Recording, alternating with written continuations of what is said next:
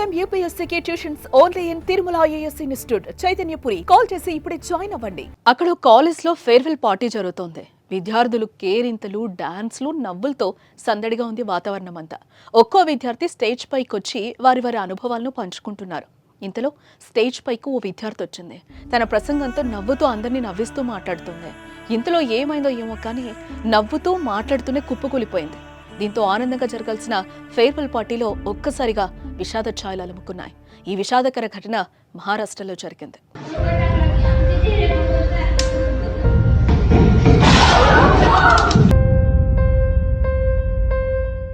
మహారాష్ట్రలోని ధారాషివ్ జిల్లాలో పరండా పట్టణంలోని పరండా ఆరాజీ షిండే కాలేజ్లో ఫేర్వెల్ పార్టీ జరిగింది. అయితే వీడ్కోలు కార్యక్రమంలో భాగంగా బీఎస్సీ ఫైనల్ ఇయర్ విద్యార్థిని వర్షఖరత్ వేదికపై ప్రసంగించింది.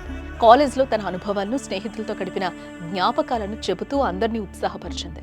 అప్పటి వరకు అందరినీ నవ్విస్తూ ఎంతో యాక్టివ్గా కనిపించిన వర్ష ఒక్కసారిగా కుప్పకూలిపోయింది.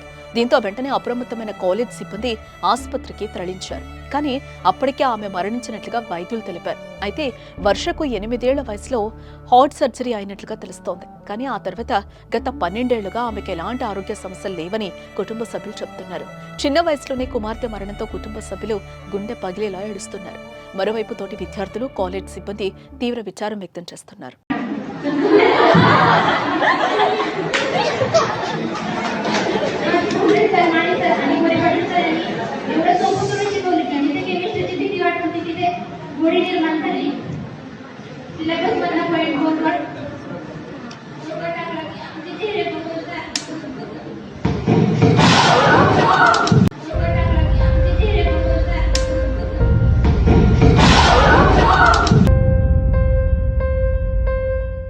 ఇక ఈ మధ్యకాలంలో గుండెపోటు మరణాలు కూడా ఎక్కువ అవుతూనే ఉన్నాయి. చిన్న పెద్ద ముసలి అనే తేడా లేకుండా గుండెపోటు మరణాలు సంభవిస్తూనే ఉన్నాయి.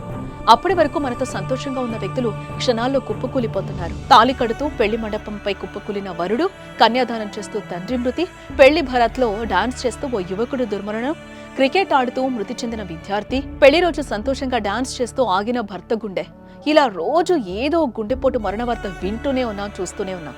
తాజాగా ఎంతో బంగారు భవిష్యత్తున్న ఓ విద్యార్థి నవ్వుతూ 10 మంది నవ్విస్తూనే కుప్పకూలిన ఘటన అందరినీ కలిచివేస్తోంది.